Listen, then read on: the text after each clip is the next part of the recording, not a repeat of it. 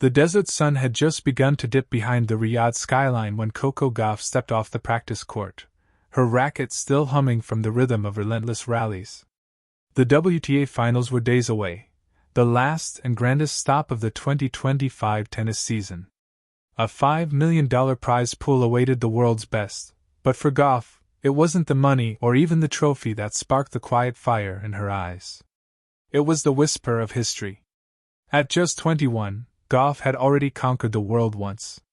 A US Open champion, a world number one, and the defending queen of the WTA finals, she had carried herself with the energy of a player whose story was still being written in bold strokes.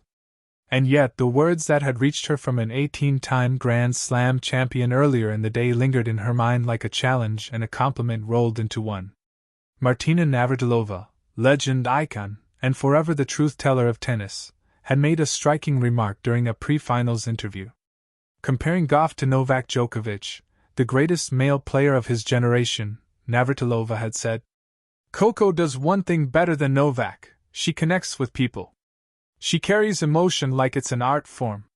Novak dominates you, Coco makes you believe." It was a statement that rippled through the tennis world. On social media, fans debated it fiercely. Could anyone, especially a 21-year-old, be said to do something better than Djokovic, the man of near mathematical precision, of mental steel so cold it froze opponents before the first serve? But Navratilova wasn't talking about stats or forehands. She was talking about essence. She doesn't just play tennis, Navratilova continued. She radiates something that Novak, for all his brilliance, never truly mastered in his early years: human connection. When Coco wins, the world smiles with her. Those words made their way to Gauff's hotel room that evening. She had seen the clip on her phone, sitting cross-legged on her bed while icing her shoulder.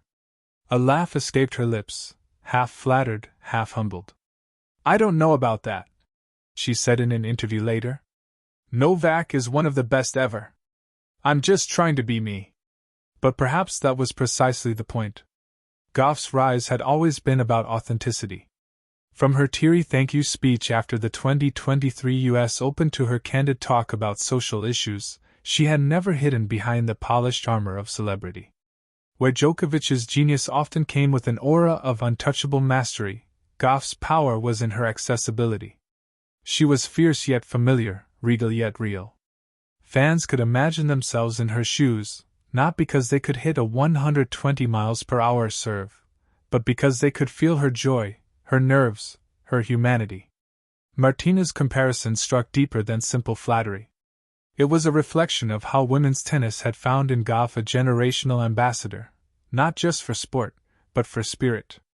As she practiced under the Riyadh lights that night, her team watching from courtside, Gauff's mind flickered between the pressure and the privilege of her position. Defending champion, face of the tournament, the future of American tennis. And now, a compliment that carried the weight of greatness itself. "Martina's right," said her coach Brad Gilbert with a grin. "You've got something that can't be taught. You make people feel tennis." Gauff smiled but didn't answer. Instead, she began a new rally, each forehand echoing like a declaration. Her preparation wasn't just physical, it was emotional choreography, an understanding that fans didn't just watch tennis anymore. They experienced it. In many ways, the stage in Saudi Arabia mirrored the evolution of Gauff's career. Once skeptical of hosting women's events in the kingdom, she had spoken candidly about the importance of visibility and progress. "Every match we play here is more than just sport, it's a statement," she said earlier that week. That willingness to speak up, respectfully, intelligently, and fearlessly, was something even Djokovic's admirers often envied. "Coco has charisma," Navratilova elaborated in another clip that quickly went viral. "Novak worked years to be loved, Coco was loved from the start. But she's earned it by staying true to herself. That's her superpower." The timing of these words was poetic. Gauff was entering the finals as the top seed, having swept through Asia's late-season swing with commanding form. Titles in Tokyo and Wuhan, finals in Beijing. Her game had matured, her mind had sharpened, and yet she had lost none of the youthful spark that had made her an overnight sensation at Wimbledon years ago. But there was something else too, an edge. After her semi-final loss in the 2025 Australian Open and a painful early exit at Roland Garros, she had learned resilience not from victories, but from vulnerability. Djokovic had built an empire on turning criticism into motivation. Gauff, in her own way, was learning to do the same, only with a smile rather than a scowl. "Maybe that's what Martina meant," she told reporters. "Novak fights the world. I like to think I fight with it." As the tournament approached, every narrative seemed to orbit around her. Aryna Sabalenka wanted revenge for Wuhan. Iga Swiatek sought redemption after a turbulent season. Elena Rybakina, the quiet storm, loomed as a dark horse. Yet, amid the fierce competition, Gauff's name carried a different gravity, a blend of confidence, charisma, and connection that made her both the player to beat and the one the crowd would cheer for. When she finally stepped onto the Riyadh court for her opening match, the air buzzed with anticipation. Thousands of fans, locals, expats, and traveling supporters, rose as she waved, her trademark grin lighting up the stadium. The chants of "Coco!